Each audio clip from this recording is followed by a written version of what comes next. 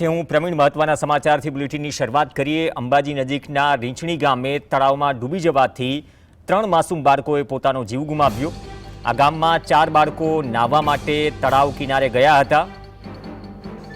આ પૈકી એક બાળકીને તરતા ન આવડતું હોવાથી તે કિનારે જ બેસી રહી, જ્યારે અન્ય 3 બાળકો ઊંડા પાણીમાં ઉતરી ગયા હતા।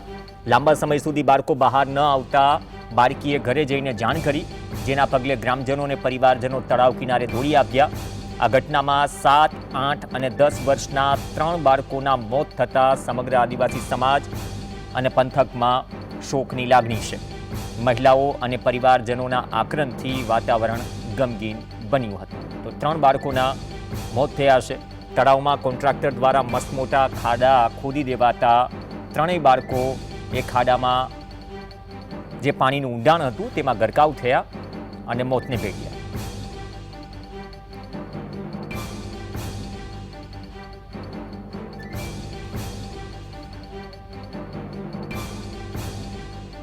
ગ્રામ પંચાયતના રીંછડી ગામે 3 બાળકોનું રીંછડી તળાવના અંદર નાહવા જવાથી મૃત્યુ પામેલ છે।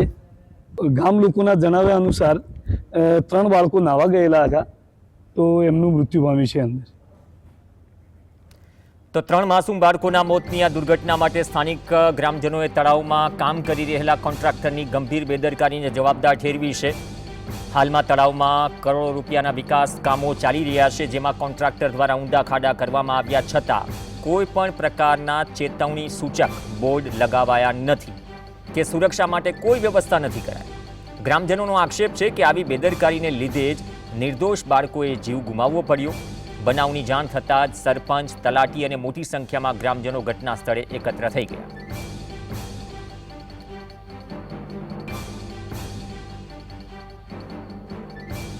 વિકાસનું કામ સરકારશ્રીએ ચાલુ કર્યું બરાબર છે, મને કોઈ એમાં અંતરાજ નથી, પણ કોન્ટ્રાક્ટની થોડી બેદરકારી છે કે કંઈ બોર્ડ માર્યું નહીં ચારો તરફ, અને જેસીબીથી તળાવ ઊંડો કર્યો છે, એમાં કેટલું પાણી છે કેટલું શું નથી એ અમારા ગામ લોકોને વડીલોને ખબર નથી।